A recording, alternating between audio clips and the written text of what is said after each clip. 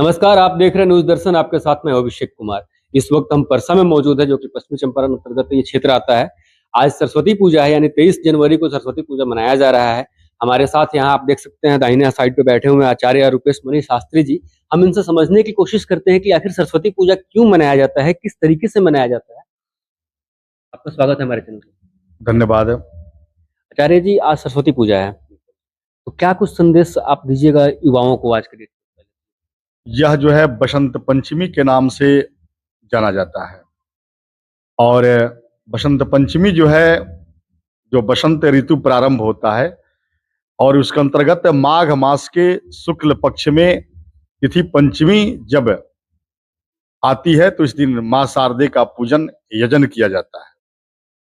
और इसमें विद्या की प्रदायिनी और ऋग्वेद में एक मंत्र आता है कि पावकानः सरस्वती वाजे भीर्वाजिनीवती यज्ञम वस्तु धिया वसु।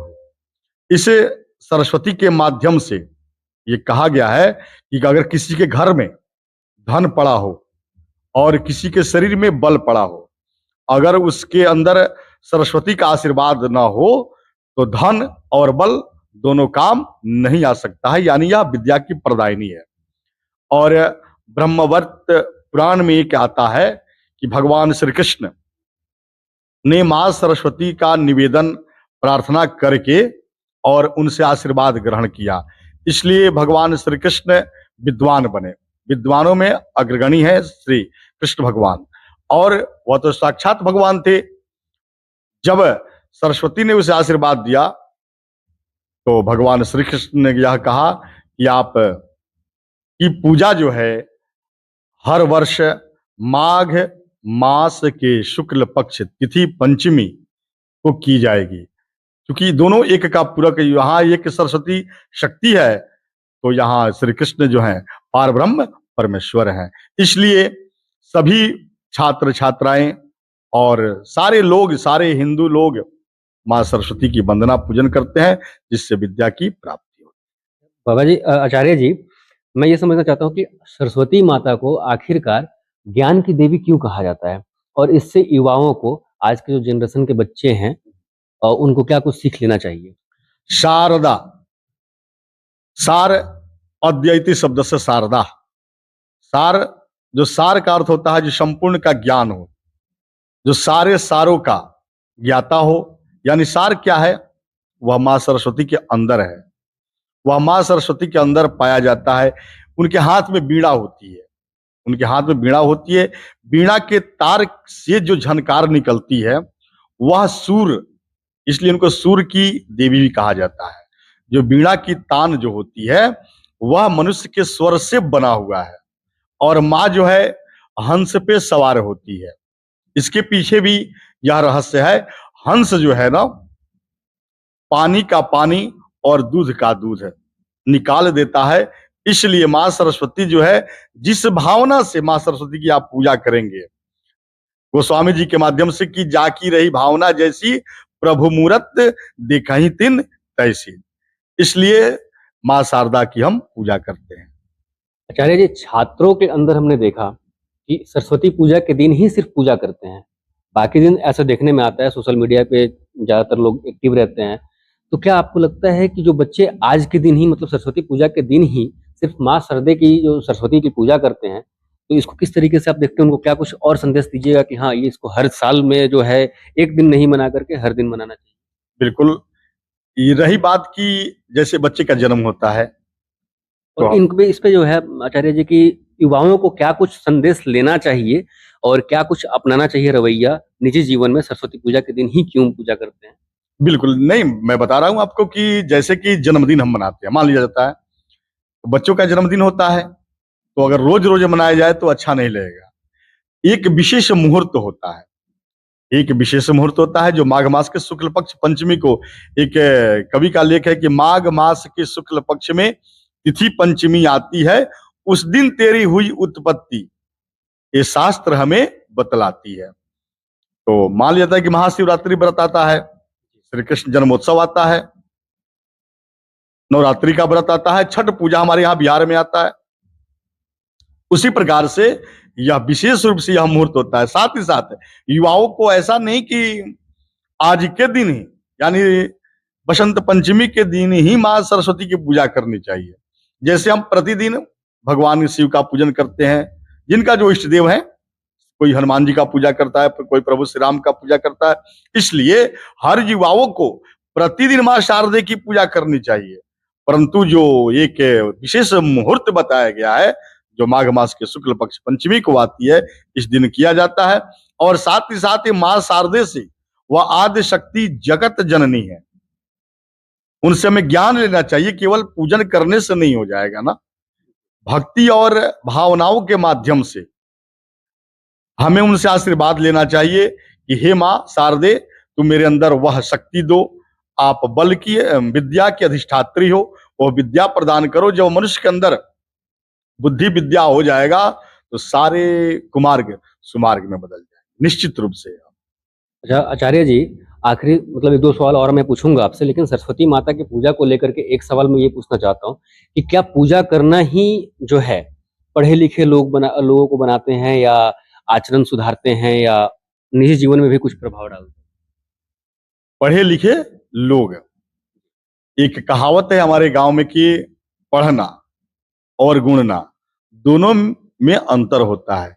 पढ़ लिख करके भी आज लोग मूर्ख बने हुए हैं, और अनपढ़ व्यक्ति जो है ना, वह विद्वता को हासिल करके घूम रहा है। तो इसमें ऐसा है कि सारे भक्तों को, अगर सनातन धर्म में जन्म लिए हैं, हिंदुत्व को मानते हैं, तो यह पूजा तो सबको करना चाहिए, और यह संस्कार अंदर अपनाना चाहिए। संस्कार जो है किसी बहुत बहुत से लोगों को आपने देखा होगा कि उनके माता पिता जो है नेत्रहाट, नवोदय, सैनिक विद्यालय में अपने बच्चों का एडमिशन करा देते हैं, क्योंकि पैसा है उनके पास में, एडमिशन करा देते हैं।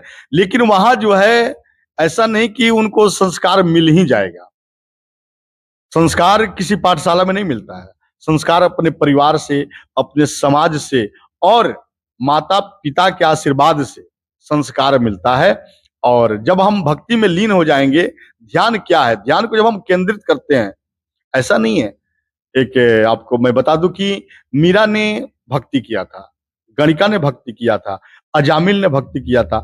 आज हम केवल पूजन करना चाहते हैं, आज जो है ना हम केवल पूजन करते हैं। लेकिन जिस दिन हम भक्ति करना शुरू कर देंगे, भक्ति में खर्च नहीं होता है। भक्ति करने के लिए मात्र 1 से 2 मिनट का समय चाहिए।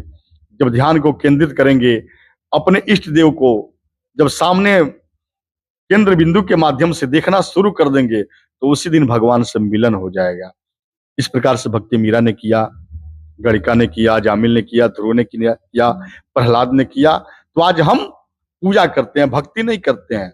लेकिन हमें यह चाहिए, इस सरस्वती पूजा के माध्यम से, जो सरस्वती सूर्य की देवी है, जो विद्या की देवी है, वह हमें जो उनका हंस सवारी है, उनका जो वीणा शस्त्र है, वह सब हमें बतलाता है कि हमें किस मार्ग पे चलना चाहिए। बाबा जी, आचार्य जी, अभी जो है आज सरस्वती पूजा है और बिहार सरकार की तरफ से ये कहा गया है कि डीजे पे रोक लगाया गया है। रात्रि 10 बजे से लेकर के सुबह 6 बजे तक गांव देहात मतलब बिहार में कहीं भी आप डीजे या अश्लील गाना नहीं बजा सकते। भसान के टाइम पे नवरात्रि आने वाला है, रामनवमी आने वाला है, उसको लेकर के भी ये कहा गया है कि आप डीजे का प्रयोग ना करें। बिल्कुल, सरकार ने तो यह सही किया है, परंतु जो हमारे सनातन के साथ, हमारे हिंदू के साथ अगर डीजे पर प्रतिबंध लग रहा है, तो यह मुसलमानों के पर्व पे भी बंद होना चाहिए। क्योंकि जब हम कहते हैं कि हम सब एक हैं, तो ऐसा क्यों? ऐसा नहीं होना चाहिए। और साथ ही साथ कुछ यहाँ के युवाओं से भी मैं निवेदन करूंगा कि अगर आप उस गलत मार्ग पे नहीं जाते, अगर डीजे का दुरुपयोग जो आप कर रहे हैं, उसका सदुपयोग करते, अश्लील गाना नहीं बजाते, गलत डांस नहीं करते, नशा का सेवन नहीं करते, और साथ ही साथ जो डीजे आई है ना, वह बीमारी का भी जरिया है। बहुत से लोगों को इससे बीमारी होती है। डीजे न बजा करके हल्का सा साउंड में, सरकार को इस पे भी कहना चाहिए कि अमुक धीरे साउंड में बजाओ, या बताना चाहिए सरकार को। और प्रतिबंध अगर लगाई है सरकार, तो सारे धर्मों के लिए प्रतिबंध होना चाहिए। और साथ ही साथ यह बता दूं कि आज डीजे का ही दिन है कि आज के नौजवान जो है कुछ धर्म के मार्ग में, मैं खुश होता हूँ डीजे बजता है कि कम से कम डीजे के माध्यम से भी तो हमारे नौजवान जो है अपने कंधे पे कांवर लेकर के, एक लोटा जल लेकर के, और भगवान शिव के दरबार में सावन के महीना में पहुंचते हैं। डीजे का दिन है, डीजे का दिन है कि हर कुछ मनाया जाता है। तो रही बात की सरकार की बात है, सरकार तो किसी का नहीं है, सरकार तो आज हमारा धर्म विरोधी हो चुका है, मैं इसको जानता हूँ। जब मुद्दा कुछ नहीं बनता है तो हिंदू लड़ाओ मुसलमान लड़ाओ, सरकार के तो यही काम है बस। आखिरी सवाल आपसे मैं ये पूछना चाहूंगा, कल यानी 22 जनवरी को 2 वर्ष पूरा हुआ राम मंदिर का बना हुआ अयोध्या में, इसको किस तरीके से आप देखते हैं? यह तो हिंदू के लिए सौभाग्य है, हिंदू के लिए सौभाग्य है कि आज जिसको हमने जन्म जन्मांतरों से देखने के लिए सपना सजोया था और यह मोदी सरकार ने करके दिखाया, लेकिन वह बन गया है। राम मंदिर तो बन चुका है, राम मंदिर का हम आप सारे हिंदू दर्शन करने के लिए आते हैं और वहाँ मतलब कि तीर्थस्थल जो है आज से तो है नहीं, जन्म जन्मांतरों से है। और इस राम मंदिर होने से हमारे देश का व्यवसाय भी, वहाँ के लोगों का व्यवसाय भी बढ़ा हुआ है। लेकिन राम मंदिर अगर हम जाते हैं, दर्शन करने के लिए जा रहे हैं, तो केवल राम का दर्शन करने से नहीं होगा, राम का दर्शन करने से कुछ नहीं हो सकता है। सबसे पहले गोस्वामी जी कहते हैं कि जो सुनत गावत कहत समझत परम नर पद पावही, सुनिए गाइए समझिए उसको परम पद की प्राप्ति होगी। राम ने भरत के साथ एक भाई का कैसा प्रेम निभाया, राम ने सीता के साथ एक पति का कैसा कर्तव्य निभाया, राम ने हनुमान के साथ एक भक्त के साथ क्या रिश्ता होना चाहिए वह कैसा निभाया। तो राम का दर्शन करने से नहीं, राम का पूजन करने से नहीं, राम बन करके दिखाना होगा, राम बन करके दिखाना। बहुत धन्यवाद आपका हमसे बातचीत करने के लिए। ऐसी ही खबरें आपको दिखाते रहेंगे, बने रहिए, देखते रहिए न्यूज़ दर्शन। धन्यवाद।